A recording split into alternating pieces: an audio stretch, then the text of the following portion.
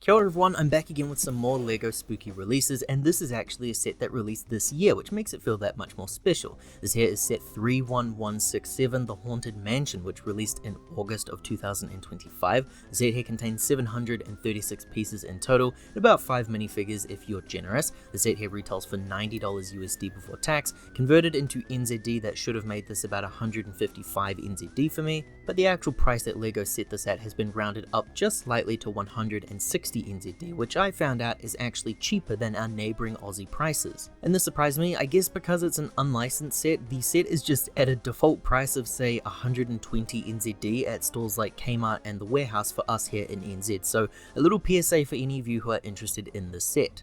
Now I managed to get this on the sale price of 120 NZD, all thanks to the support that I receive from everyone who watches these videos. This is the first time that I've ever bought a LEGO Creator 3-in-1 set for myself, so for those who don't know, the set does include some extra instructions on building 3 unique models. It's a very cool concept that was always appealing to me, but I try to limit the themes that I collect. However, my love for horror got the best of me here. So some minor backstory for this set specifically. A few years ago, I covered the LEGO Monster Fighters theme on this channel. It's a LEGO line that I absolutely adore as a fan for that horror genre. That line released one larger scaled adult collector's set in the form of this classic Haunted Mansion. It's a very cool set that is still very sought after today in the aftermarket space. It doesn't take too long to see the very clear inspiration for the newer model under the Creator line. In fact, Brickset has just simply labeled the new set as being a Monster Fighters rebrand in 2025. I was very excited to see this as an official release, as I do not have that original one in my collection. Granted, it is a much smaller model, therefore more affordable mind you, so I imagine that this is mostly appealing for those who missed the original. Otherwise, personally, I don't really know why you would bother with this remake if you already have the original. The original one's amazing. The box here features all kinds of cool imagery with the alternate builds there, but we'll only be focusing on the main build of the mansion today, I'm afraid, since I am heading overseas soon and I'm a bit strapped for time. The box here is the newish styled box, where it's 2 parts that can fold in on each other for a helping hand at storage. Opening the box up here, we've got paper bags, which is nice to see, and it's an interesting contrast compared to the other 2025 sets that I've covered on the channel this year that all still seem to be using plastic bags. This bag here contains the instruction manuals. You can see that we've got 3 in total, one for the boat, one for the train, and one for your mansion. So overall, I would say it took me maybe 2 hours to 2.5 hours in total to build this thing. I had some spooky television specials on in the background as I went along. It's a very interesting build that also features a closed up mold for a dollhouse-like aesthetic. I was really curious to see the size and the features for this build, and to see if I felt like it was worth the $120 NZD release, because for reference, that's about what a LEGO Star Wars ship would cost me these days. And that's also buying those sets on sale prices. And yeah, technically I guess I should be considering this for 160 NZD, not 120, but you tell me, would you rather buy a spaceship or a house build for those prices? The first thing to cover here are the smaller extra builds, small enough to not be too much of a distraction from your main build. You know, usually when it comes to side builds like this, I end up wishing that these parts were just used on the main build instead, but these feel like pretty serviceable inclusions. The tree here helps to add some spooky environmental inclusions, and I think the build comes together quite nicely. It's not even the first spooky tree that we're looking at on the channel this October season. The build for the face there uses a sharp wedge piece for some nasty teeth, and a simple dots or mixels inclusion parts for the eyes. And to show off how expressive those eyes can be, if you flip them upside down we get an entirely different mood. Some hinge movements there for the branches overhanging here, and some use of these cool bamboo parts coloured in brown. It's a nice addition that does actually fit into the build, but more on that later. The front gate here teeters on the side of unnecessary inclusions for me, just because I don't love how minimal the floor plate is there. These doors are really only included in the set in my eyes for the boat build, but LEGO do want to utilize all of those parts for the main build here at the very least. I do love the chain and padlock system there though, but something that I did with my build to make it a bit more appealing was this. Using the half circle stone piece here, you can actually link this set onto the graveyard, and now the gate stands in front of the house there, and it feels a bit more fitting for the scene.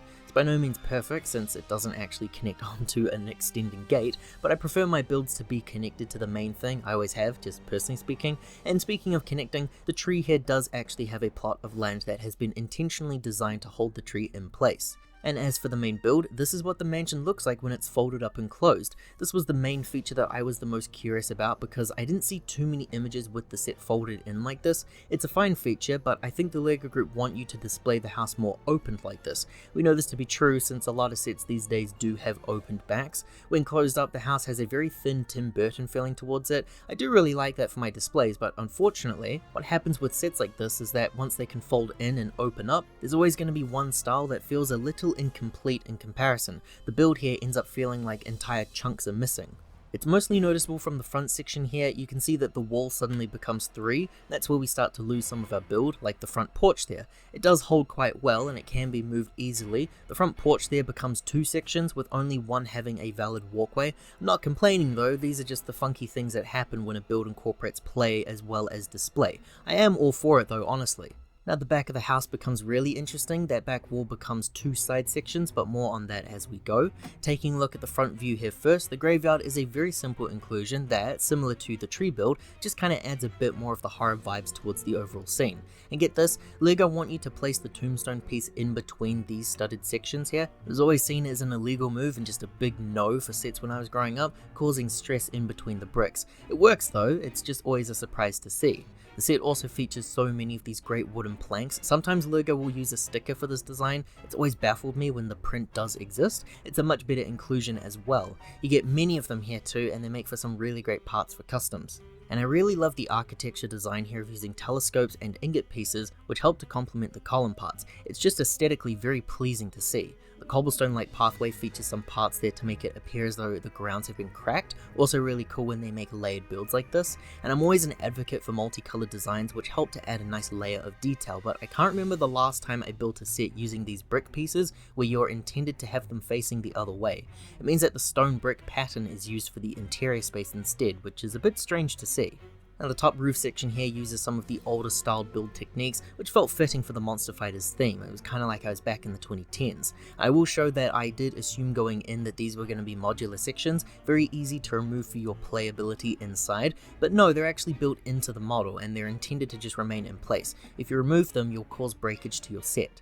The side walls there continue to use the same level of detail, and we see some more sloped roof pieces there too. This wall here also features a spinning wheel, which activates something on the inside. We've got a gem on display there followed by a spinning ghost. Continuing on to the other side of the house there and following the roof section, we get to the other wall, which also features another spinning wheel down below, and once again this one activates something that's inside the house, but it's not visible from the outside. Connecting is very simple. You've got a Technic connection joint on the ground there, as you can see. It holds the set really well in place, and then you've got the back sections here all lined up. And so here we can see those missing corner sections. I do still really love both builds for the displays. I really did get used to the folded up look once I was done playing with it for this video. And now actually taking a look inside the mansion here, it's a lot smaller than I think we would all hope for. It definitely feels like it's been downsized to better fit a price budget, because the model is also taller than I thought it would be too. You're sacrificing the interior scale there for height and detail, and you can see how those detailed bricks here work for the inside of the house too. It's just a bit strange to me. The spinning wheel outside, if you remember, it moves the pendulum for the grandfather clock here in the entryway, a very simple but very nice gimmick. You've also got some pictures on the walls there of the head vampire and a haunted house there too. All of these are printed parts, mind you, there are no stickers in the creator sets. Off to the side here we have a small display of some hats, a pirate hat and a conductor hat, which are used in the train and the pirate ship builds. That's why they're here on display. Right above we get to the second floor where Frankenstein's monster is seen playing the organ, a classic horror image right there. This little side room features a small dresser and we can see the ghost and gem build there, which we looked at earlier. And actually, that's it. It's very decent and quite easy to cover. There's not a whole lot going on here, unfortunately. This was my attempt at displaying each of the figures here, and it is possible, a little crammed, but honestly not the worst. We can seal it back up like so, and that just about covers everything for the build of the set. The minifigures here act as some representation for some classic horror ideas. Some are partial remakes in fact of the Monster Fighter inclusions. While all being exclusive, no character idea here is new per se, but the designs are nice and they do act as really great definitive styles from here on. Now this is the vampire who I incorrectly assumed was acting as maybe Dracula's bride or something. It's mostly because I believe she's supposed to be a direct remake of the Monster Fighters character, but she is just single-handedly appearing alone. She looks magnificent as well. The red dress there is a really nice colour, and the dress piece has changed drastically since the early 2010s releases. The hairpiece there is one of the blowing in the wind styles, which I believe started from Lego Video maybe, and she features a double-sided expression as well of a much more terrified look, complete with red eyes and sharp teeth, and it's a very cool inclusion overall. This here is Frankenstein's monster, which is very fitting for me since one of my favourite filmmakers is releasing his new Frankenstein movie in a couple of days. The guy originates here from some old school Lego sets. Years and years have gone by with the occasional remake, though this design has been pretty much what he's looked like since the 2010s, but with some new prints here. A very cool style. The top of the head there is also removable, as it's just like a hat hairpiece. It shows a more complete orc face underneath, and I could have sworn I'd seen this in say a Lego castle set recently or something. A very cool simplistic figure with some nice classic stylings. The modernized werewolf build here is another fun one, using a great headpiece that's been here for quite a while now. I really like the torn clothes they use for this guy, though the colouring has never been an ideal design for me personally speaking. All of the parts there are supposedly exclusive to the set, which only makes him more appealing in the long run. Now the ghost here went from a minifigure that I had very little interest in to suddenly now being my favourite inclusion for the set. As far as I'm aware, Lego have redesigned the ghost body here, but I don't know how noticeable that is on camera. In person it's very clearly a new piece entirely, and I'm interested to see if they use this design going forward. The dress piece is once again, like all classic Lego ghosts, a glow-in-the-dark piece. It's so funny seeing this guy just chilling while glowing on my shelf in the evenings. Underneath the spooky dress piece is a plain torso and legs with a plain black Lego head, a very classic design style and a great minifigure inclusion. Then finally we end with the skeleton figure, and we've got so many skeletons released in sets over the years, but usually these guys are added as a play feature or a display inclusion. They're not really listed as counting as a minifigure. This guy here in the set is considered a character. In the boat set and the train set he is the one manning those stations, but for here in the mansion he just holds the lantern. One arm does appear to be smaller than the other one since it's permanently locked into a bent elbow position. If you've seen one skeleton figure you've seen them all, you know what I mean? Now some very quick minifigure comparisons here for you. This is the vampire compared to the Monster Fighters release. You see how cool the styles are now? All the patterns are different and the dress piece itself is all new. The original one using the Pirates of the Caribbean hairpiece, and the new one is going for something that's a bit more fresh. One big change though, no glow-in-the-dark headpiece used for the new figure, which is a bit of a downgrade if you ask me. Frankenstein's monster that I feel this resembles is actually the one from the CMF series. I mean, look at those key details there, it's almost the exact same. I think it's pretty crazy. The new figure has a more simplified look to him, which I found to be surprising. Like, you can see the black strokes on the original are a lot more defined compared to the new one, so in some ways it also feels like a bit of a downgrade in the printing.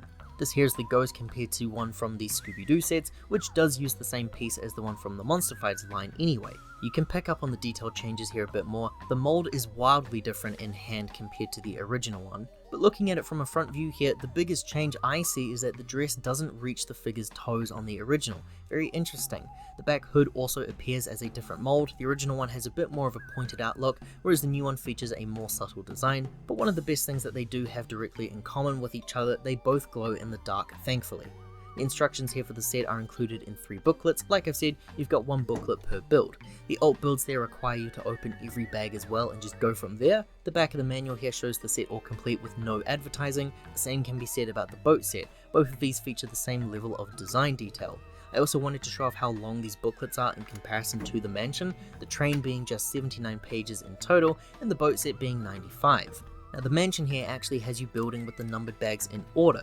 The set uses every piece available, whereas the other models are going to have some spare parts lying around. The back here shows the set all complete, followed by some images of the main features like the open back and the spinning wheels. We then have the inventory list and the winning minifigure at the back. Pages for this manual in total 190, nearly double the other booklets. The last thing I wanted to do here was to take some fun adventure-based Lego minifigures to help build out a fun scene involving some of my favorites.